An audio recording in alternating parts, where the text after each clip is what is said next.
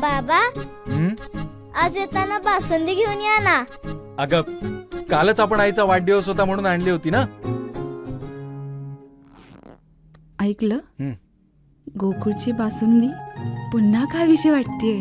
खरं सांगू, मलाही खावीशी वाटतेय.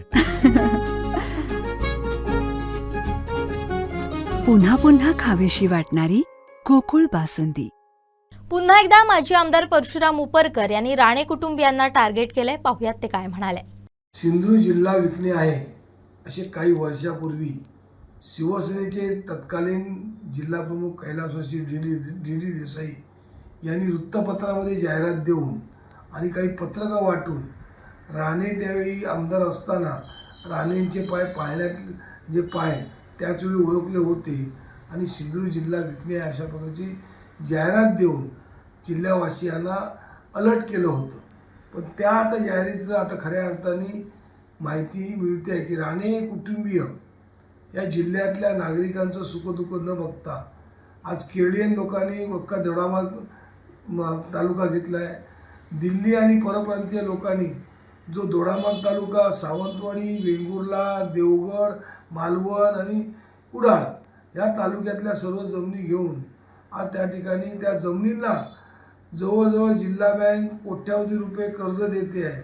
तर शेतकऱ्यांची जिल्हा बँक आहे, पण या परप्रांतीय लोकांना कर्ज देऊन त्या परप्रांतीय जमिनी लोकांकडून कवडी मोलाने घेऊन त्या जमिनी डेव्हलप करण्याकरता या कर्ज घेऊन त्या जमिनी चढ्या भावाने विकत आहेत. आणि तशा प्रकारची त्याला पाठिंबा या असलेल्या जिल्हा बँकेचे अध्यक्ष आणि त्याच्यावरती असलेले नितेश राणे जे पालकमंत्री आहेत त्याला त्याचा पाठिंबा आहे. त्याचबरोबर आज या ठिकाणी असलेले जो धाकोरे आणि या पंचवटी घातलेला होऊ घातलेला जो JSWचा प्रकल्प, जो मायनिंग प्रकल्प, हा शासनाने पर्यायाने पालकमंत्र्यांनी लादल्यासारखा आहे. आणि त्या ठिकाणी लोकांनी विरोध केल्यानंतर, लोकांचा विरोध बघितल्यानंतर किंवा आपला जिल्हा बँकेचा अध्यक्ष त्या ठिकाणी जो व्हिडिओ उघड झाल्यानंतर पालकमंत्री त्याच्यावर पांघरून घालण्यासाठी गेले होते. पण त्या ठिकाणी गारणं करून मी कोणत्याही प्रकारचं करणार असं सांगितलं असलं तरी आज अणुऊर्जा प्रकल्प पण देवगडमध्ये आलेला आहे.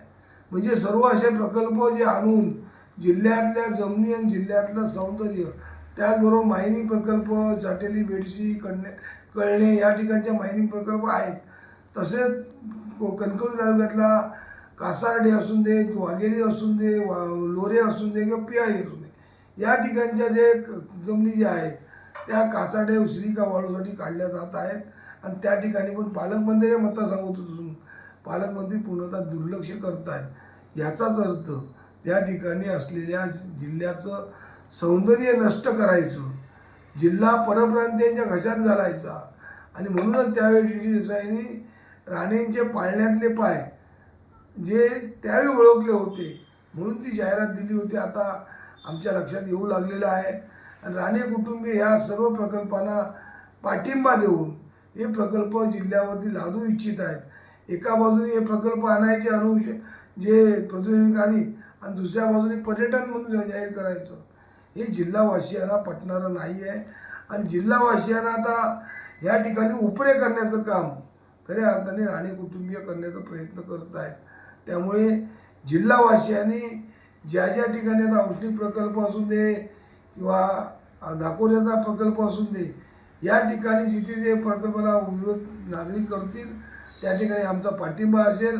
देवगड तालुक्यातल्या आंबा बागायतदारांना नुकसान भरपाई मिळाली नाही, पण जे आंबा बागायतदार त्या ठिकाणी पोट भरत आहेत, मच्छीमार पोट भरत आहेत, त्यांचं पोट भरण्याचं जे असं उदरनिर्वाह साधन नष्ट करण्याचं काम हे जिल्हा शासन आणि शासनाचे पालकमंत्री या ठिकाणी करत असल्यामुळे त्याला मात्र शिवसेना ही विरोध करत राहणार.